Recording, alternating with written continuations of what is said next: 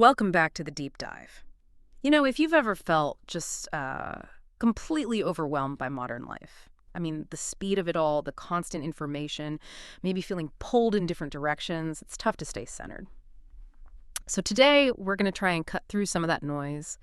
We're diving into, well, a really ancient source, Psalm 86. It's a prayer linked to David, but it's more than just old words, right? It feels like a real personal playbook for handling chaos.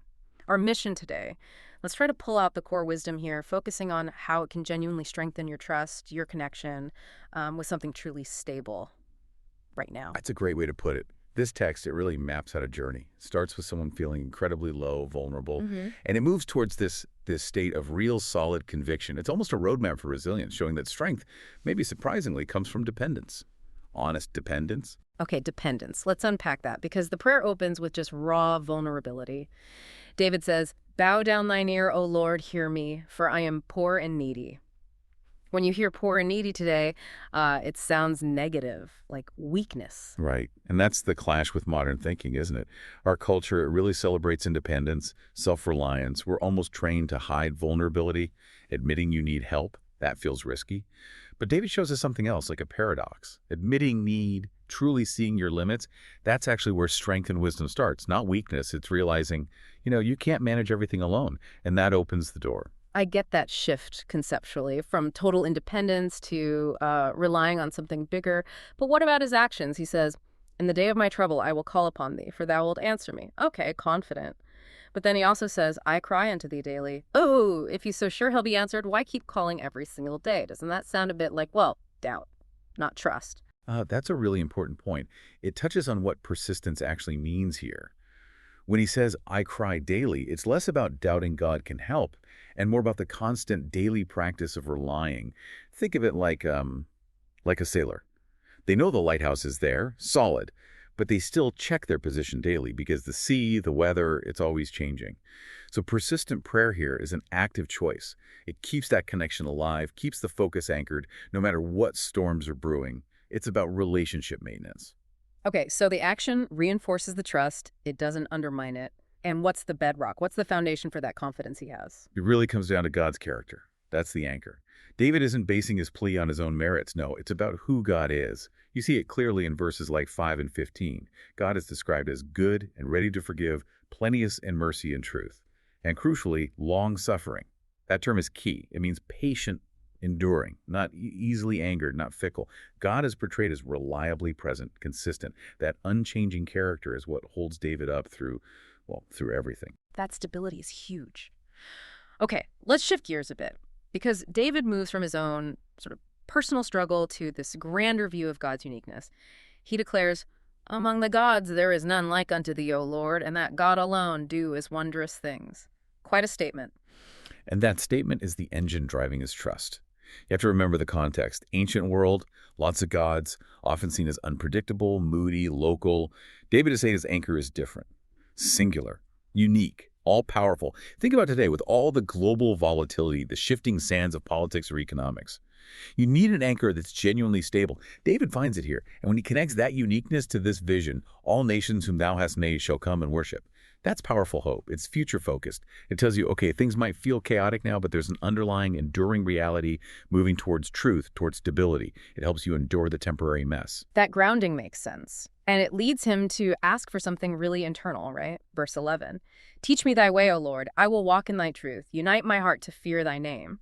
He's not asking for, stuff. He's asking for inner alignment. Exactly. And that idea, the united heart, why, that might be the most relevant piece for us today. We're constantly pulled. Digital distractions, work demands, family needs, conflicting desires.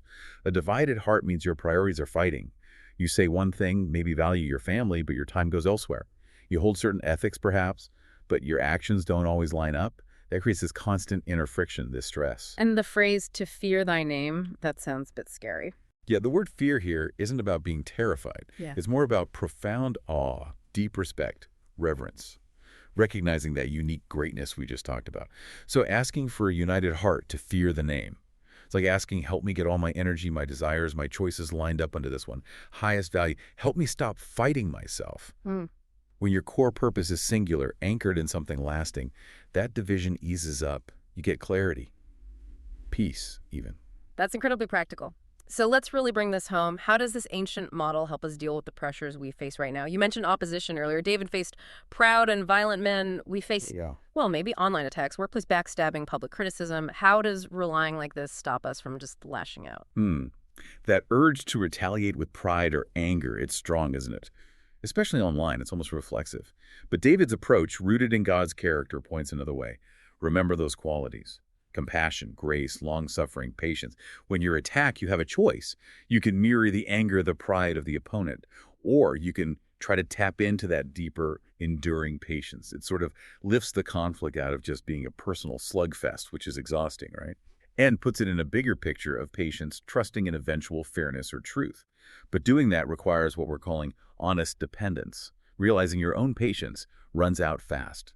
You need to connect to that greater source of grace David talks about. Right. So the whole prayer becomes this pattern, this blueprint for resilient faith. Stability isn't about avoiding problems, but about where you anchor yourself during the problems. That's exactly it. If we boil it down, we see these pillars for strengthening that relationship, that stability. First, honest dependence.